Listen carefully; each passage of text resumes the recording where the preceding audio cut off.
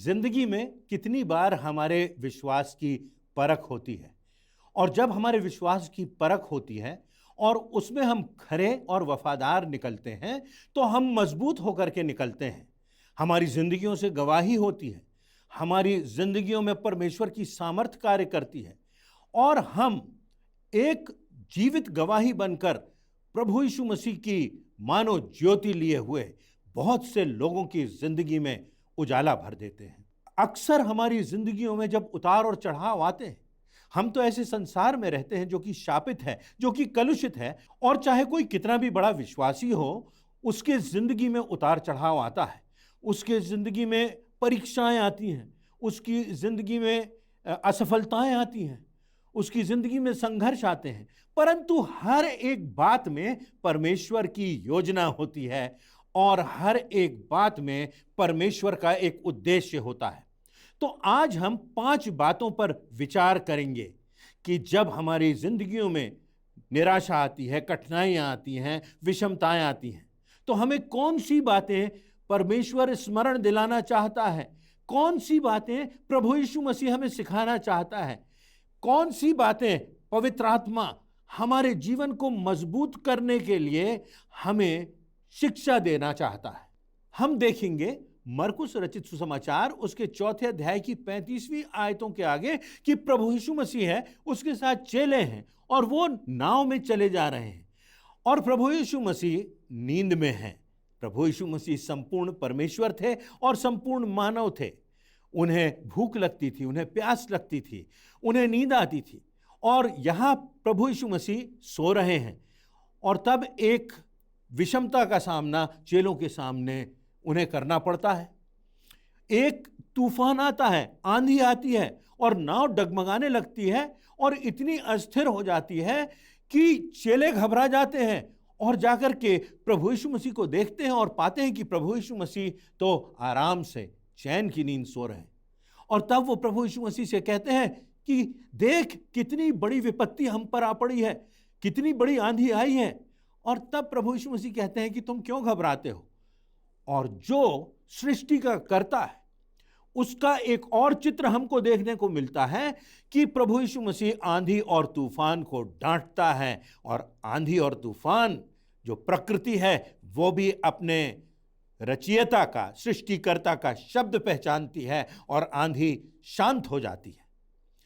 प्रभु यीशु मसीह सो रहा है, वो उसका मानवीय स्वभाव है और प्रभु यीशु मसीह आंधी और तूफान को डांट रहा है और आंधी और तूफान शांत हो जाता है और सबको बड़ा सुकून मिल जाता है, चैन मिल जाता है, जैसा लिखा हुआ है। ये उसके परमेश्वरत्व की झलक है। तो प्रभु यीशु मसीह के जो चेले थे, जो उस पर विश्वास करते थे, जो प्रभु यीशु मसीह के साथ थे, उन्हें भी आंधी और तूफानों का सामना करना पड़ता है। प्रभु यीशु मसीह की निकटता में होते हुए भी उन्हें विषमता से गुजरना पड़ता है। तो जब आपके और मेरे जीवन में कठिनाई आती है तो कौन सी बातें जिनसे हमारी गवाही और भी प्रखर होती है, और भी मुखर होती है, और भी ज्वलंत होती है, लोगों के सामने परमेश्वर की सामर्थ दिखाई देती है, इन बातों पर हम चर्चा करेंगे। तो पहली बात, जब हमारे जीवन में विषमता आती है, अंधकार आते हैं, तूफान आते हैं, तो हमारे विश्वास की परख के लिए आते हैं। याकूब की पुस्तक उसके 1 अध्याय की 2 से 4 आयतों के बीच में लिखा हुआ है, हे मेरे भाइयों, जब तुम विभिन्न प्रकार की परीक्षाओं में पड़ो तो इसे पूरे आनंद की बात समझो, यह जानकर कि तुम्हारे विश्वास के परखे जाने से धीरज उत्पन्न होगा। देखिए यहां, जब हमारी जिंदगी में विश्वास की परख होती है तो हमारी जिंदगी में धैर्य आता है। धीरज बहुत आवश्यक होता है हमारे व्यक्तिगत जीवन के लिए, पारिवारिक जीवन के लिए, हमारे आत्मिक जीवन के लिए। और लिखा हुआ है आगे, पर धीरज को अपना पूरा काम करने दो कि तुम पूरे और सिद्ध हो जाओ और तुम में किसी बात की घटी ना रहे। आप देखिए, सिद्धता की दिशा में हम बढ़ते हैं, हम में धीरज उत्पन्न होता है जब हम विषमताओं से होकर के गुजरते हैं, हमारे विश्वास की परख होती है। पुराने नियम में अय्यूब इस बात का ज्वलंत उदाहरण है, प्रत्यक्ष उदाहरण है। उसकी जिंदगी में किन किन बातों का, कैसी पीड़ाओं का उसे सामना करना पड़ा।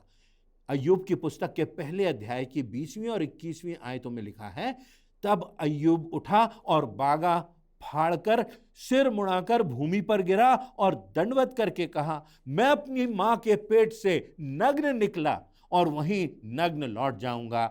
यहोवा ने दिया, यहोवा ने लिया, यहोवा का नाम धन्य है। एक समय की बात है जबकि हमारे यहाँ, हमारे नगर में एक फ्यूनरल की सभा हो रही थी, अंतिम संस्कार हो रहा था, और किसी नए विश्वासी के बच्चे के साथ दुर्घटना हुई थी और उसकी मृत्यु हो गई थी। और तब उस विश्वासी के सामने एक कठिन परिस्थिति आई। और मुझे अच्छे से याद है, जब उस फ्यूनरल की अंतिम क्रिया की प्रक्रिया से हम गुजर रहे थे तो उन्होंने कहा, मैं कुछ कहना चाहता हूं। और वो खड़े हुए और उन्होंने कहा, परमेश्वर ने दिया, परमेश्वर ने लिया, परमेश्वर का नाम धन्य है। उनके विश्वास की परख हुई और उसकी जीवंत गवाही, उस विश्वासी के गवाही का प्रकाश आज भी ना जाने कितने लोगों के जीवन को प्रेरणा देता है। हबक्कूक की पुस्तक उसके पहले अध्याय की 2 और 3 आयतों में लिखा हुआ है, वो प्रश्न करता है, हे यहोवा, मैं कब तक तेरी दुहाई देता रहूंगा और तू ना सुनेगा। उसको ऐसा लगता है जैसे परमेश्वर उसकी दुहाई नहीं सुन रहा। कितनी बार हमें भी ऐसा लगता है कि परमेश्वर हमारी प्रार्थनाओं का जवाब नहीं दे रहा, हमारे अनुसार नहीं जवाब मिल रहा। उसके बाद हबक्कूक कहता है, मैं कब तक तेरे सन्मुख उपद्रव उपद्रव चिल्लाता रहूंगा, क्या तू उद्धार नहीं करेगा? तू मुझे अनर्थ काम क्यों दिखाता है और क्या कारण है कि तू उत्पात देखता ही रहता है?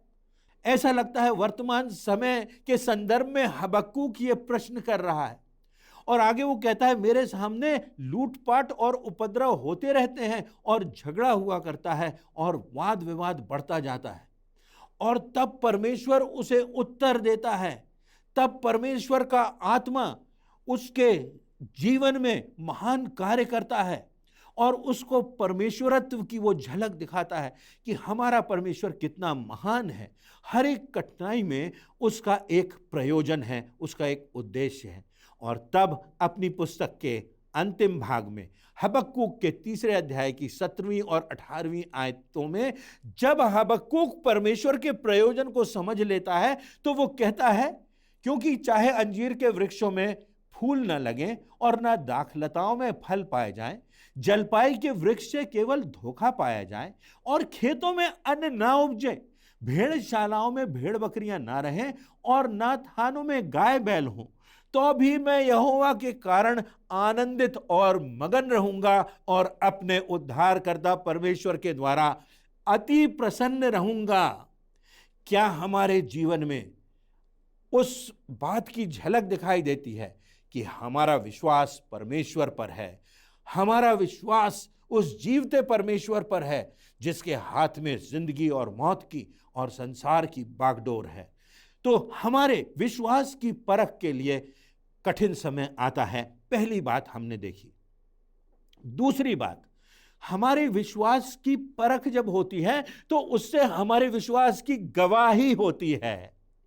आप देखिए, जब परख होगी तो एक ज्योति उत्पन्न होगी, एक उजाला होगा, एक गवाही होगी। कितनी बार किसी विश्वासी की मृत्यु के समय जब हम गीत गाते हैं, जब हम धन्यवाद की प्रार्थना करते हैं, जब हम परमेश्वर का जय जयकार करते हैं और कहते हैं, परमेश्वर, जीवन और मृत्यु के भेदों को तो हम नहीं समझते, परंतु तेरी योजना के सामने हम अपने सिर झुकाते हैं। तूने अपनी योजना के अनुसार इस भाई को, इस बहन को इस जिंदगी दी और इस संसार में भेजा, और उसके बाद उसका समय होने पर तूने उसे बुला लिया। हम मृत्यु के भेदों को तो नहीं समझते, पर हम तुझे धन्यवाद देते हैं क्योंकि तेरी योजना अद्भुत है और हमारे विश्वास की गवाही होती है।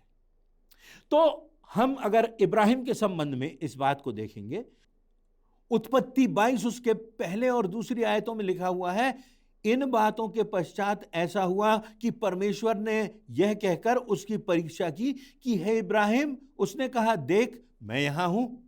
परमेश्वर ने कहा, अपने पुत्र को, अर्थात अपने इकलौते पुत्र इसहाक को जिससे तू प्रेम रखता है संग लेकर मोरिया देश को चला जा और वहां उसको एक पहाड़ के ऊपर, जो मैं तुझे बताऊंगा, होम बलि करके चढ़ा दे।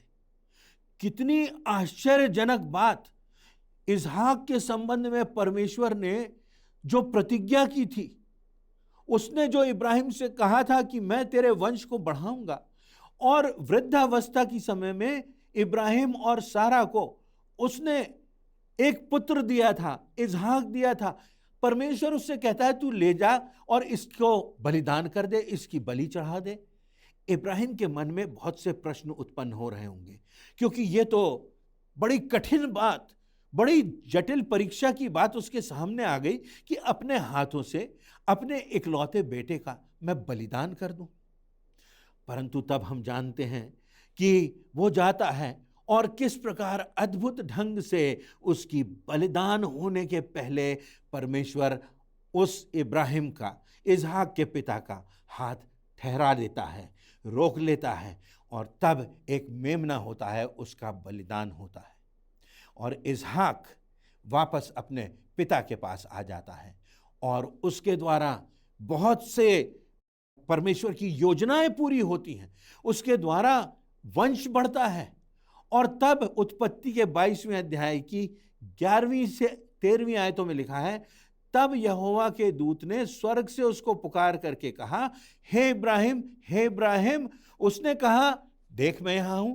उसने कहा, उस लड़के पर हाथ मत बढ़ा और ना उससे कुछ कर, क्योंकि तूने जो मुझसे अपने पुत्र वरन अपने इकलौते पुत्र को भी नहीं रख छोड़ा, इससे मैं अब जान गया हूं तू परमेश्वर का भय मानता है।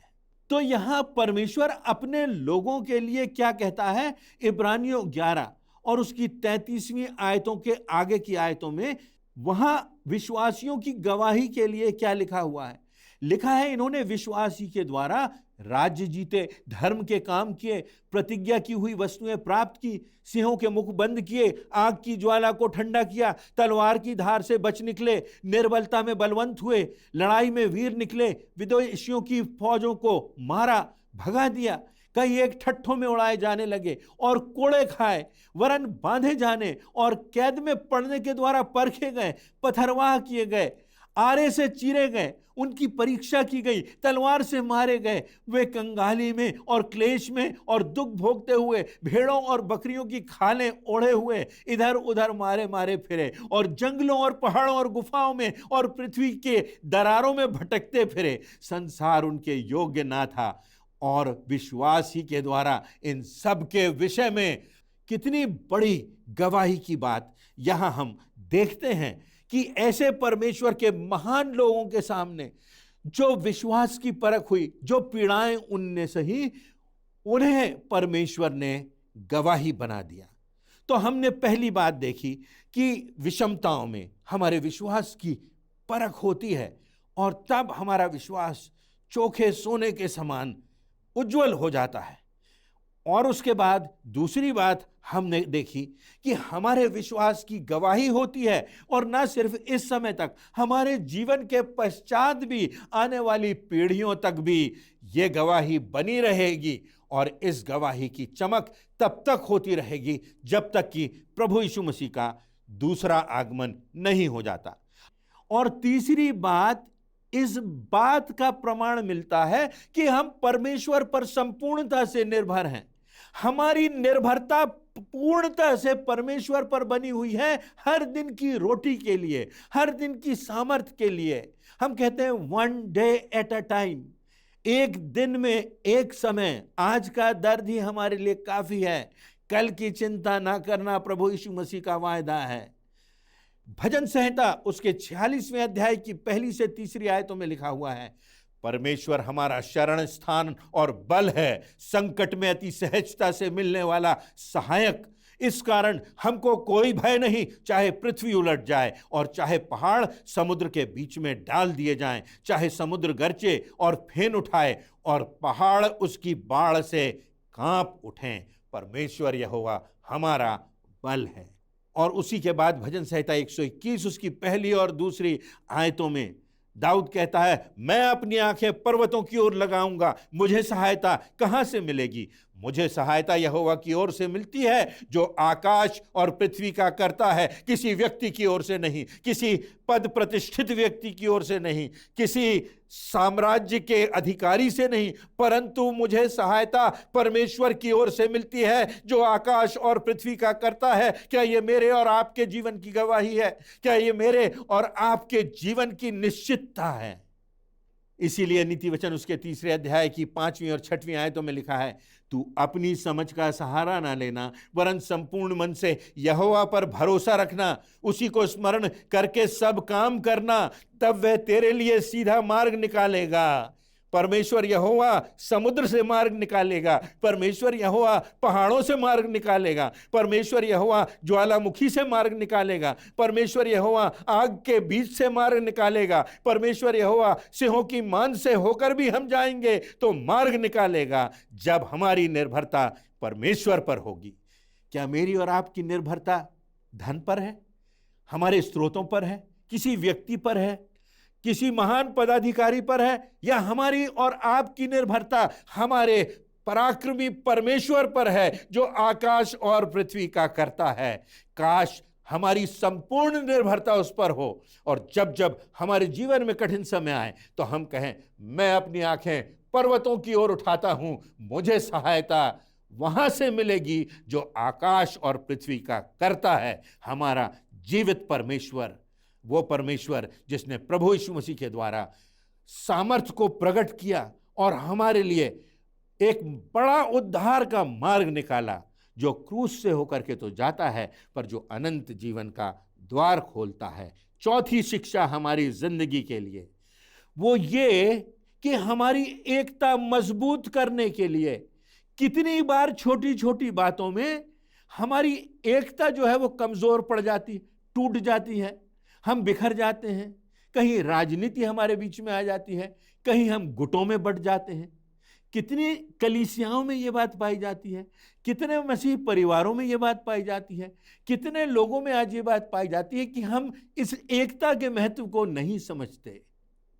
हमको इस एकता के बंधन में बंधे रहना है जो प्रभु यीशु मसीह ने अपने रक्त के द्वारा हमारे दिलों को बांधा है।